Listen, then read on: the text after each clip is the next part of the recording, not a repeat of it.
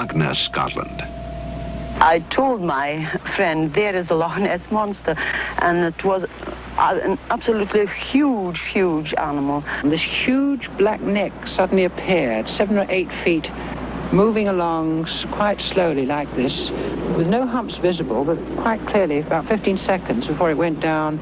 Well, then, of course, when we told people about it, nobody believed us at the time. They said, oh, you've seen a water kelpie or something, and pulled our legs. They didn't believe it. But we knew we'd seen the thing. It was really terrifying. The Himalayan mountain range, Asia. I saw the abominable snowman on the western slope 100 yards away from me. The Pacific Northwest, the United States.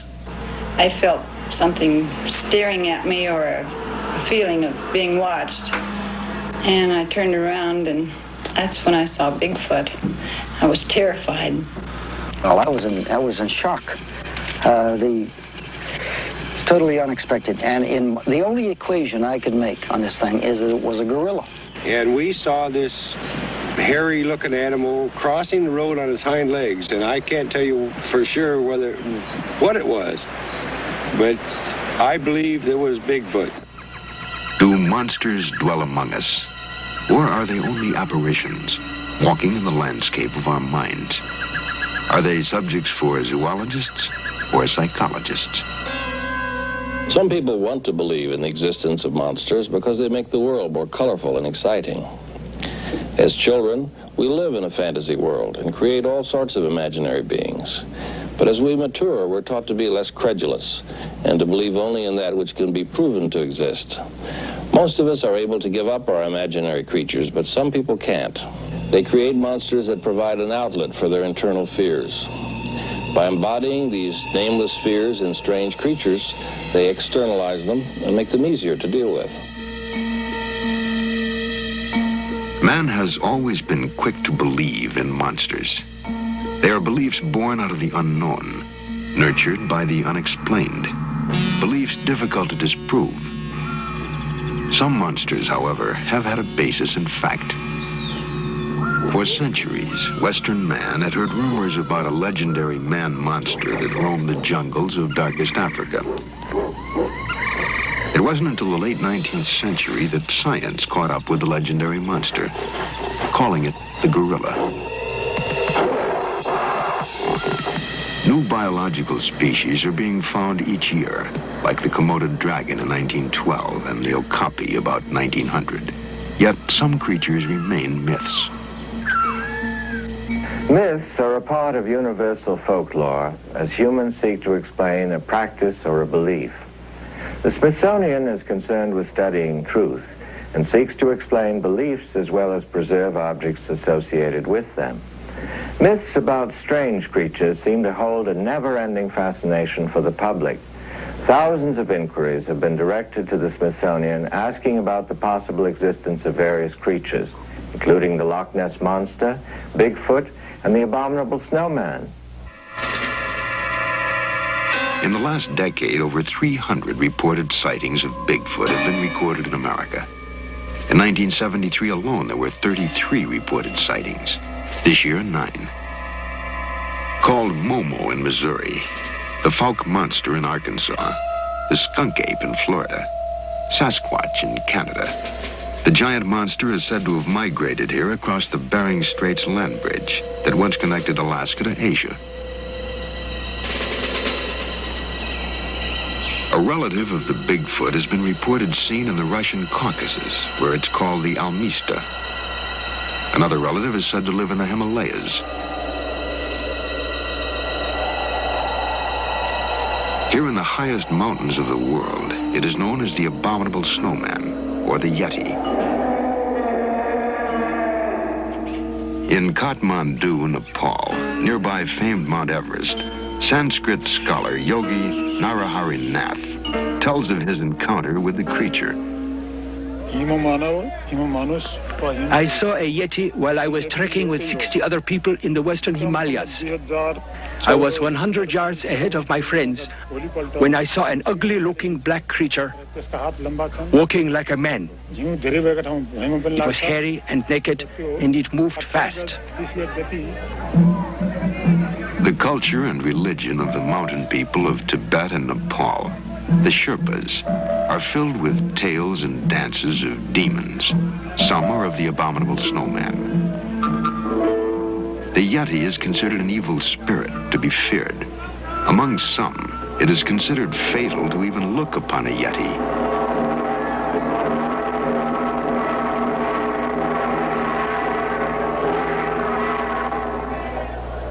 Part of the mountain people's lives for centuries, the snowman only became known to the West in the late 19th century, when British mountaineers began to attempt to conquer Mount Everest.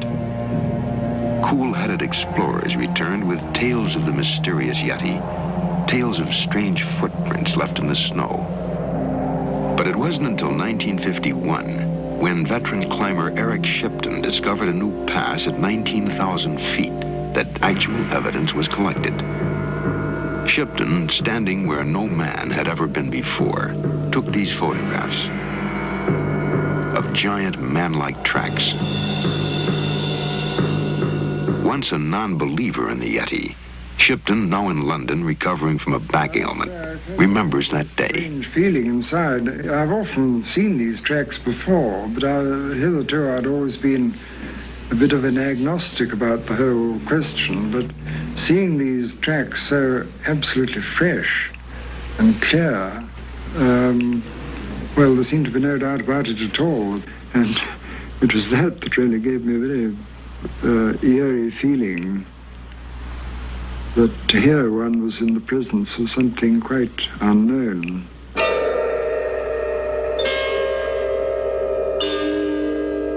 What the footprints show are the tracks of an animal that moves on 2 feet for long distances. The only animal known to do this is man. Further, the footprints, larger than those of apes, show no claw marks normally associated with bears. Original evidence was collected in 1953. While directing the Hillary expedition, the first to reach the top of Everest, Lord John Hunt says he heard the Yeti.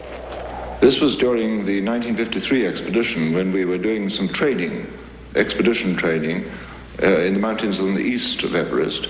And I myself, with some of my companions and Sherpas, were camping beside a glacier behind a mountain called Armadablam. It was the Armadablam Glacier, and it was at about 18,000 feet.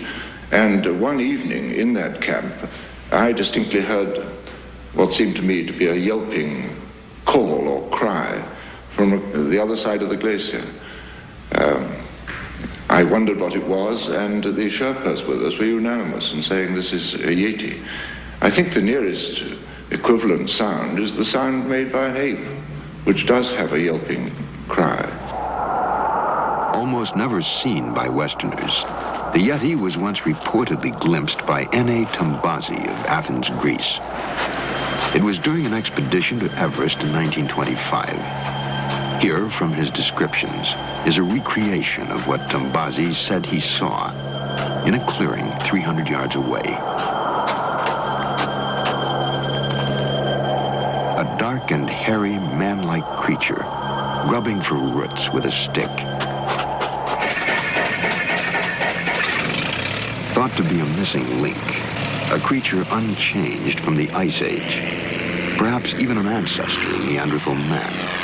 The snowman became the object of extensive expeditions. Year after year, teams from England, France, America, and Japan combed the mountains for proof that the snowman did exist.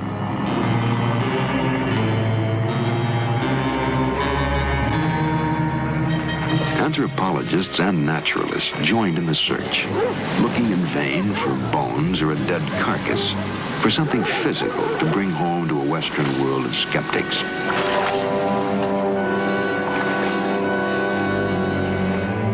Among the things they did find was this cave in 1958, said to be the lair of the Yeti.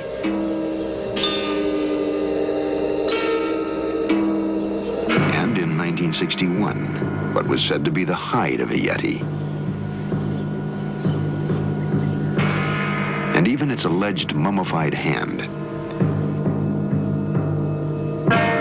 and what was said to be the hide of a Yeti's scalp. These artifacts, plus eyewitness testimony, convinced many of the Himalayan travelers that the snowman did exist.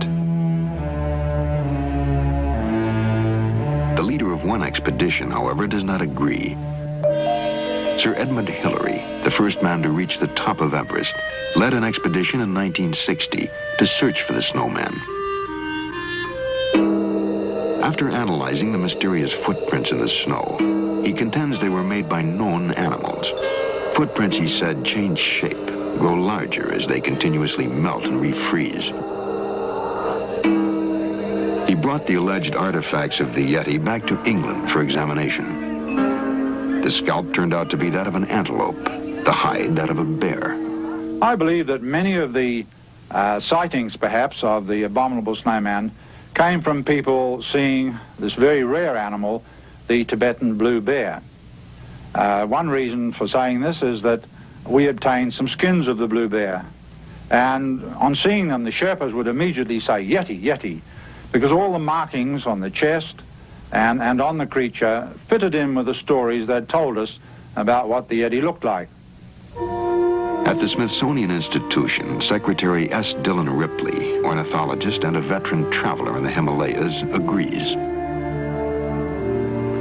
I am convinced that it is possible in the mountains to have things elude one for generations. There are several birds that I'm still looking for and hope to find before I'm through.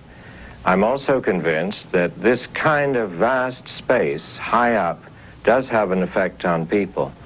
The first trip I made in the Western Himalayas when I was 13 years old, I became entirely aware of the sensitivity of the Tibetans who lived there towards myth and legend and folk tale.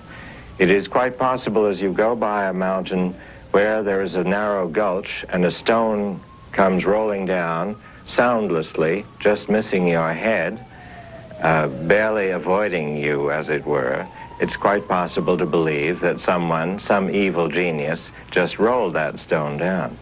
If you project this kind of imaginatory thing, this episode where a real stone just misses you, at the altitude of 13, 14, 17, 18, 20,000 feet, whatever it may be, you can easily realize that it's a question of mental imagery and the possibility that you yourself can be deluded.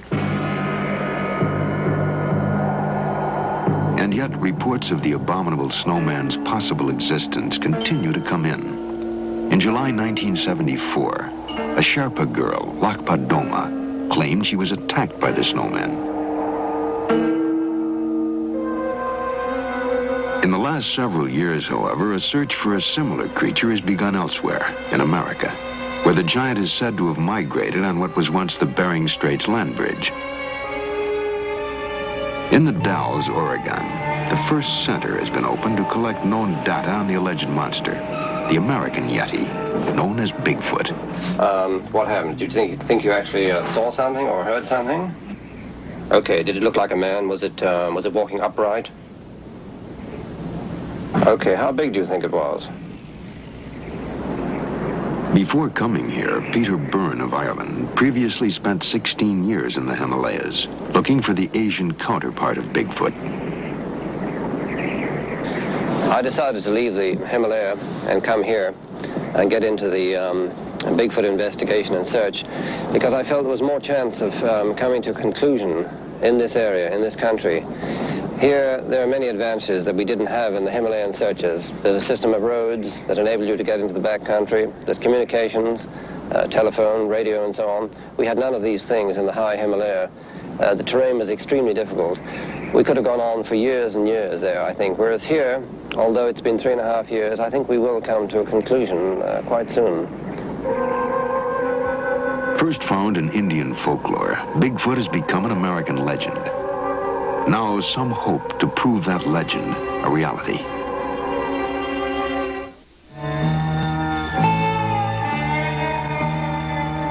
Does a wild, giant, man-like monster called Bigfoot roam the American forests? Could a sizable population of 8-foot, 500-pound creatures exist on the edge of an industrialized society? American scientists emphatically say no. I don't care what other people think. I saw Bigfoot 10 years ago. I was with 11 other Boy Scouts at the time, and we were camping 18 miles south of Butte in the Deer Lodge National Forest. We had walked in to the forest about 5 miles that day. Not over yet, we got another mile. In this dramatic recreation is what Dan Malachny and 2 of his friends claim they saw. It was after a long day of hiking and a long night of telling mysterious tales around a campfire. For the more impressionable, sleep was long in coming and short in duration. Whatever it was in the forest, Dan's friend was the first to sense it.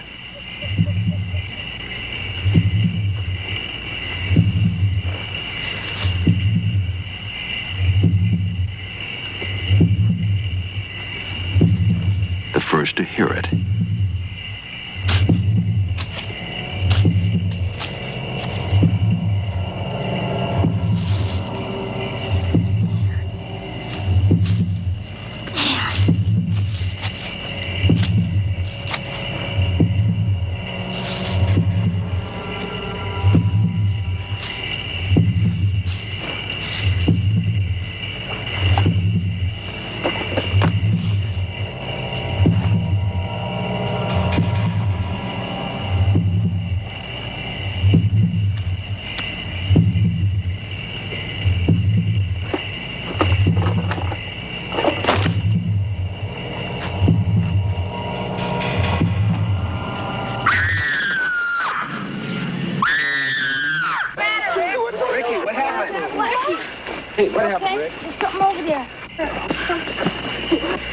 Dan and one other boy claim they also saw the hairy, man-like giant. Some boys doubted their story, but Dan was certain. It took us a couple hours to get back to sleep, and when we got up the next morning, we went up on the ridge where we saw the Bigfoot at, and when we got up there, we discovered a number of footprints, the biggest footprints I've ever seen, and they look something like this.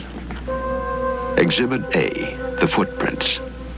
By now, thousands of them, first observed, then preserved in plaster. Human-like footprints, some 18 inches long, 7 inches wide. The footprints of a giant. Did they talk up? Yeah.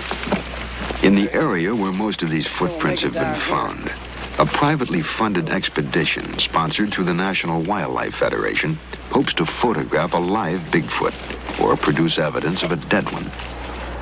Under the direction of Robert Morgan of Miami, Florida, the group has already claimed discovery of additional footprints in Oregon and Washington. They believe a colony of over 200 Bigfoot creatures inhabit the unexplored wilderness of the Pacific Northwest. The expedition has tried to anticipate the creature's movements, running the roads, keeping a watchful eye for any evidence of its passing.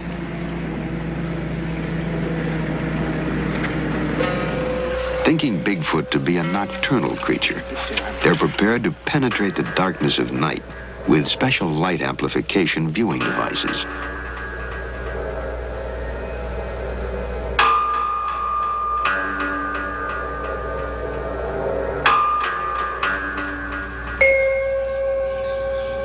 Morgan, a former government computer specialist, began to pursue Bigfoot only after having seen one, he says, in 1957.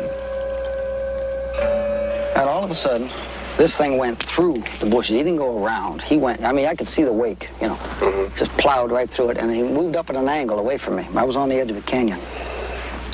And at a point, I estimate about 40 yards from me, it went into an opening, a clearing in the brambles. And what I saw was the most man-like looking gorilla, in my estimation, that I'd ever seen. In their search for evidence, monster hunters must always be on guard against the hoaxer, like Ray Pickens of Chehalis, Washington. 7 times beginning in 1971, Pickens has tracked the wilderness with bogus Bigfoot tracks. His purpose, not to fool the scientists, but to fool the monster hunters. He tells us why. Well, we were sitting there having coffee at this Arden Cafe, and 2 gentlemen came in, and they was asking us about Bigfoot. We said, well, we didn't believe in it. And one gentleman says, well, you hicks around Arden probably wouldn't. And I turned to my friend, which his name is Harvey, and I says, Harvey, we're hicks. What are we going to do about it? And he says, yeah, what are we going to do about it? I says, we're going to show them who the hicks are. And then I went home and made boots. And by the time the next day was over, there was 700-800 people looking at the tracks from all over the country.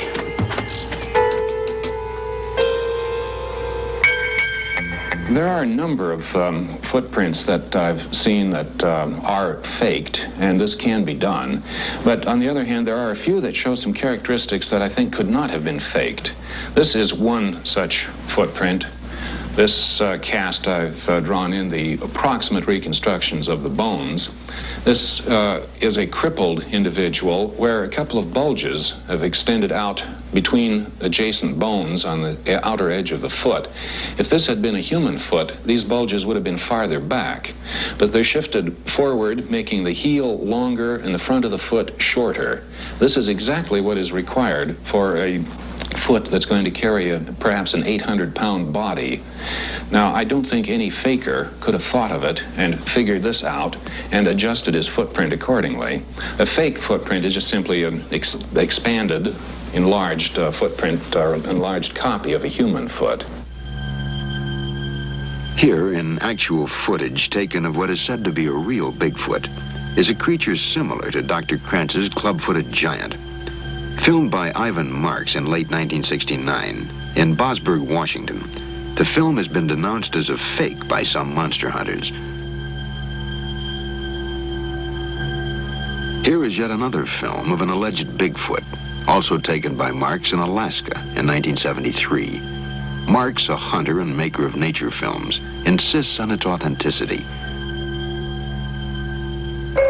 No matter what the Marks films indicate, the most compelling evidence for Bigfoot's possible existence remains that presented by eyewitnesses. Former Sheriff Oliver Potter. Like I say, I'm born in the woods, the Cascade Mountains. I know the animals that are here. This was something different that I had never seen before. A large creature, about 7.5 to 8 foot tall. It was grayish-black in color, and as it went away from me, I seen the backside of it, walking as a man would walk on its hind legs. It moved more or less like a man, and it was about 6-7 feet tall and probably a blackish-brown color, and I couldn't see its face because it was running away from me across the road, and I actually, her and I both saw it disappear into the brush. Like I say, I was born and raised around here, and bears just don't walk on these hind legs that long. There were 4 of us in the car when when I was the first one to sight it. We pulled up on the freeway and pulled back for optimum viewing. Oh, I'd seen people from the same location and in about the same spot before. Humans up there. It probably was twice the size. And it was a dark, dark brown, just swaying back and forth, sitting on a rock. Could the people who say they've seen Bigfoot be seeing something else? A bear, perhaps? Or could the creature be only in their minds? Eyewitness testimony in the case of Bigfoot, I don't think is very good because you can't test it. It's the credibility of the person, and these people, if they want to see something strange, they can imagine it. Dr. Stewart is Director Emeritus of the Smithsonian Institution's National Museum of Natural History. He demands more proof before he'll accept Bigfoot. I do not believe in Bigfoot because no hard evidence has been presented. All the evidence so far is in the form of footprints and such reports, all of which constitute soft evidence. Hard evidence is like this skull here. If you have a skull of this so-called Bigfoot, you can tell what it is. Fact or fiction, Bigfoot has become a fixture in the American landscape. At Willow Creek, California, which proclaims itself the gateway to Bigfoot country, the creature is celebrated each year with a 3-day festival.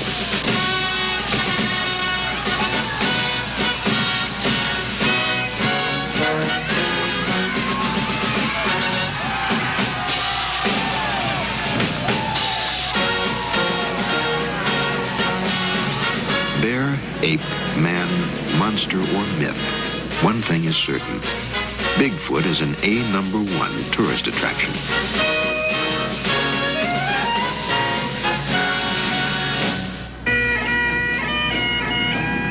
But halfway around the world, another alleged monster has proven to be an even bigger tourist attraction. Loch Ness is famous, of course, probably the most famous of the Highland lochs for its monster. The Loch Ness Monster. They all come here seeking an answer to the question, is there a Loch Ness Monster?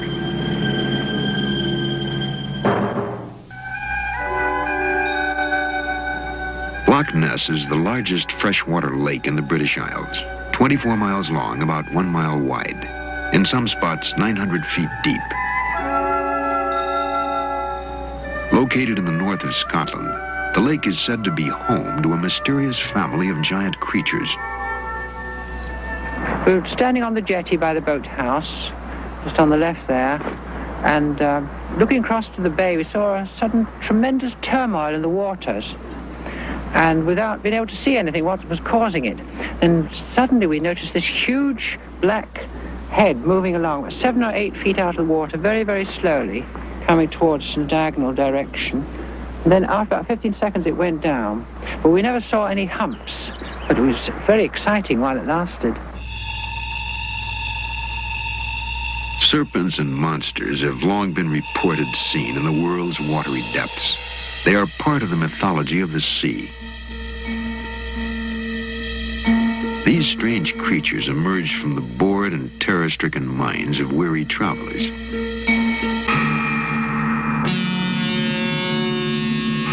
Unlike the sea serpents of the past, the mysterious creature seen in Loch Ness has allegedly been photographed. The first time in 1933 by Hugh Gray of London. Scientists could not agree as to what this was. Then in 1934, a vacationing London surgeon, Dr. Robert K. Wilson, took this photograph, said to be of the neck and head. That same year, the London Daily Mail printed this picture, describing it as a photograph of the monster's fin. Lachlan Stewart took this picture in 1951. The first to show what are said to be the mysterious humps that undulate on the creature's back. Then in 1955, Peter McNabb took a photograph showing a large object in relationship to the 64-foot tower of Urquhart Castle. In 1960, Peter O'Connor took this controversial photograph, which he claims is of a 50-foot creature.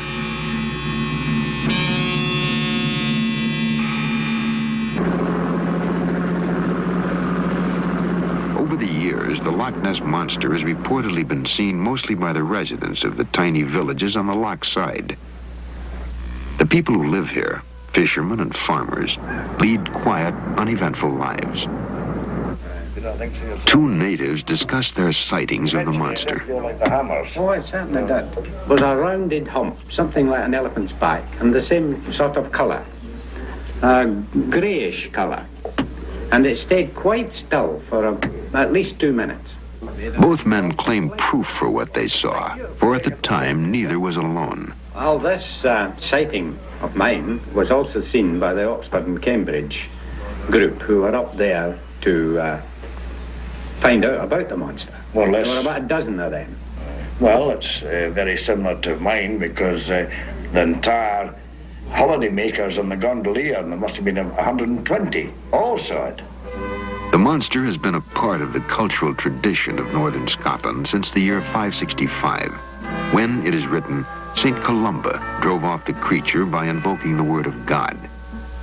The word of God is still invoked today. In 1972, the Reverend Donald Orman performed the rites of exorcism at Loch Ness. I adjure thee, thou ancient serpent, by the judge of quick and dead, by him who made thee in the world, that thou cloak thyself no more in manifestations of prehistoric demons. Begone, thou hideous demon, unto thine appointed place, and return no more to plague the servants of Almighty God. Not all residents around the loch perceive the monster as evil. The children at the Drumnadrochit grade school, who believe in the creature despite attempts to teach them otherwise, see it in a more affectionate way.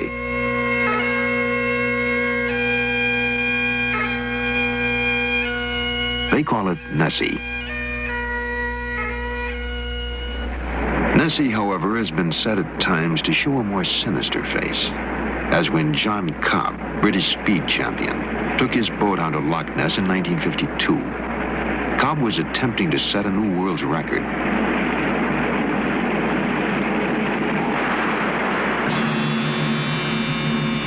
Cobb was killed, his boat striking a mysterious turbulence, which some claim was caused by the monster. Among those who believe the theory that Cobb met his death because of the Loch Ness monster is Tim Dinsdale, a former aeronautical engineer and now a full-time resident monster hunter. Dinsdale, who lives on the loch, in this boat, the Water Horse, has been watching the surface of the lake for 15 years. His vigil began in 1960, after he took what is claimed to be the most convincing film ever shot of the Loch Ness monster. Using a 16mm spring-wind camera with a 135mm telephoto lens, Dinsdale filmed this moving object 1,300 yards away. He submitted the film for analysis to the Joint Air Reconnaissance Intelligence Center at the British Defense Ministry. They enlarged the film as shown here, subjecting it to intense scrutiny.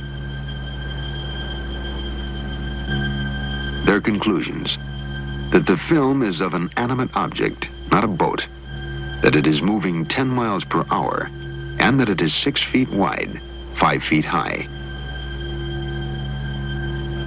Dinsdale has interviewed almost every living eyewitness of the alleged monster.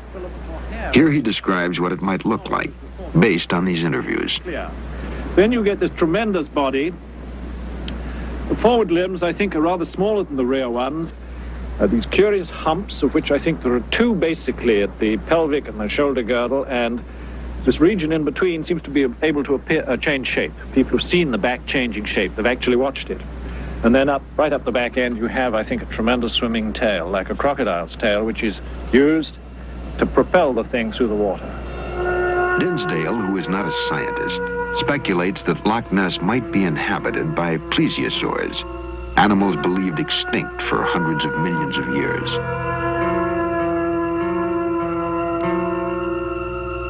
The theory is that plesiosaurs entered Loch Ness before the last ice age, when the lake had an outlet to the sea. That an animal believed extinct can still exist is shown in these films. The coelacanth, a fish thought to be extinct for 60 million years, was rediscovered near South Africa in 1938. The coelacanth was hidden in the open ocean. Loch Ness is landlocked, confined. Yet the question remains, could these waters be home to prehistoric creatures?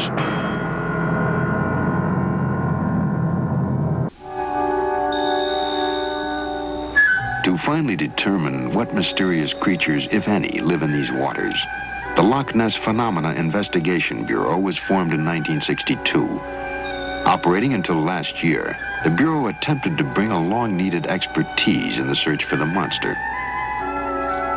For 11 summers, until they ran out of money, they trained eyes and cameras on strategic parts of the lake. Their major achievement, this film taken by a 17-year-old volunteer, Richard Rayner, in June 1967. British Air Force scrutiny of this film led to the conclusion that, like the earlier Tim Dinsdale footage, this was a picture of an animate object of some size.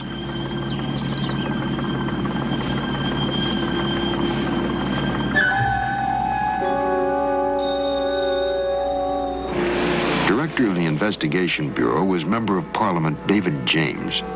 He tells us what criteria the Bureau used in evaluating eyewitness testimony. Well, if in doubt, we threw out.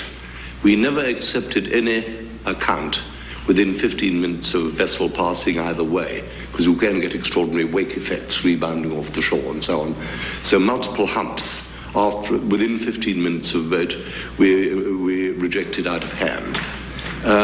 We were very reluctant to accept any sighting report by a single witness unless he happened to be someone who was experienced like a gamekeeper or a naval officer with binoculars.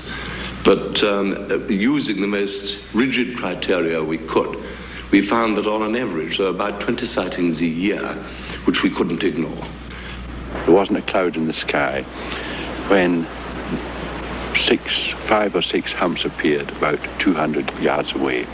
And when I saw them, the thoughts that entered my mind were this: there was nothing there when we passed. It's not any creature I know. It fits the descriptions of the Loch Ness Monster.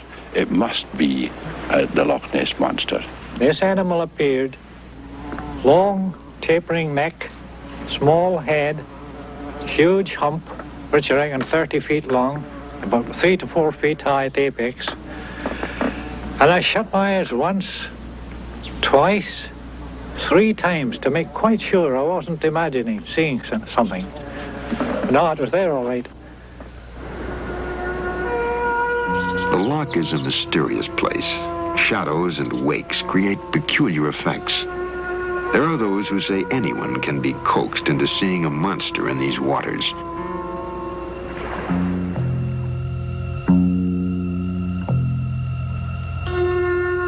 But if the monster is only an optical illusion or an hallucination, how can one explain these photographs, taken by a former professional army man, Frank Searle of London?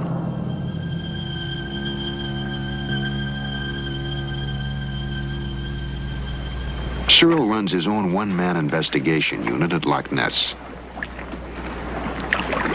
He lives hermit-like at water's edge, in a tent with few comforts of modern living. He's been here now for 5 years. His goal, to get close-up pictures of the monster. He tells us why. I figure it would be worth a lot of money. Just the use of the pictures by the media all over the world, I think, would fetch in something like about £200,000 over perhaps the first 6 months.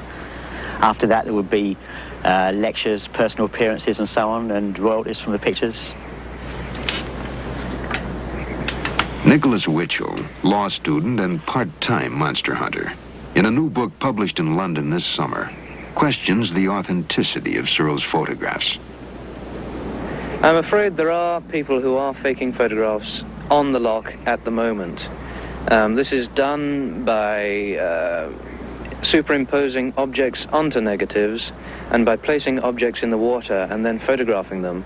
And recently, these pictures have been getting a great deal of attention from the popular British press.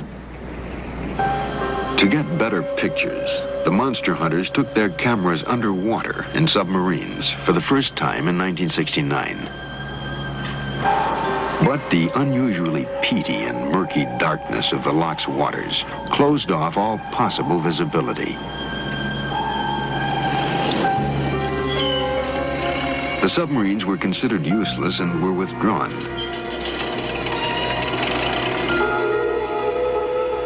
Better results have been achieved with sonar, sound waves which collect echoes off whatever object they bounce.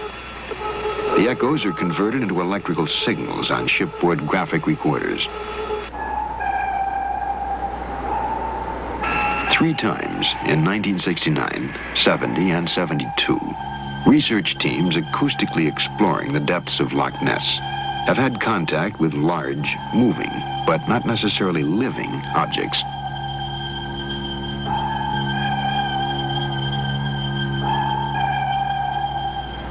The director of one of these expeditions was a Boston patent lawyer, Robert Rhines, who returned to Loch Ness in June 1974 to undertake a more ambitious underwater project. You lower this there and have this sink into the silt and so forth.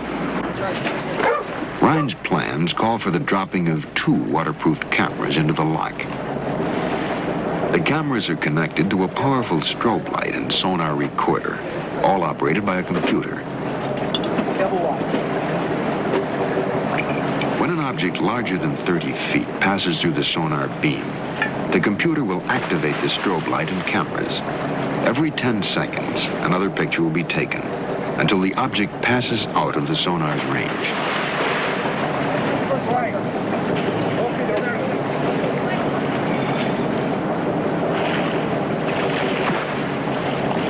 The equipment in place, a professional diver gives his opinion of working in Loch Ness. You're dead right. I don't intend to go back to Loch Ness again. Was it frightening? It was frightening. What was frightening about it? The eerie darkness. The buoy marks the location of the Rhines camera gear, 100 feet below the surface. Developed by Dr. Harold Edgerton of MIT, who also developed Jacques Cousteau's underwater equipment, this gear represents the current best hope of determining the monster's existence. In 1972, the Rhines team recorded this large object on the sonar screen, at the same time as it took this picture of a fin said to be about 8 feet long, 4 feet wide. The fin, Rhines speculates, of the Loch Ness Monster. The Rhines fin bears a striking resemblance to the fins shown on the fossilized remains of plesiosaurs.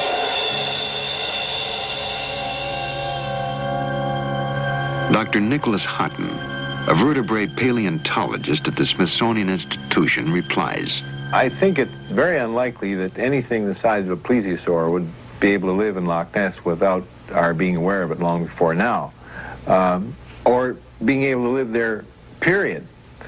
Because there just isn't enough room for something that big. In thinking about a plesiosaur, you have to think in terms of moderate-sized whale, as far as the amount of room it needs and the amount of food it needs. I can't give you very precise figures, but just to get sort of a ballpark order of magnitude, I would say that a reproducing population of plesiosaurs, whatever that is, maybe 40 individuals, we don't really know, but it would require a stretch of sea, depending on productivity, ranging along coastal waters, say from Chesapeake Bay down to, at least down to South Carolina or Georgia, and maybe all the way down to Florida. There has been talk of electrifying the lake, of building giant nets, to find the hard evidence to determine if the creature exists. Without that evidence, the Loch Ness Monster must remain an intriguing but unsolved mystery. Tales about strange creatures are always tantalizing. In time, some may even prove to be true. To date, however, in the absence of hard evidence, the scientists at the Smithsonian Institution do not endorse the reality of such creatures as Bigfoot, the abominable snowman, or the Loch Ness Monster. Undoubtedly, there are undiscovered biological species on Earth, and possibly in outer space. The scientists whose task it is to probe the unknown will one day discover these species. They will continue to try to separate the myths from the realities, to help solve the mysteries of that part of the world still strange and unknown.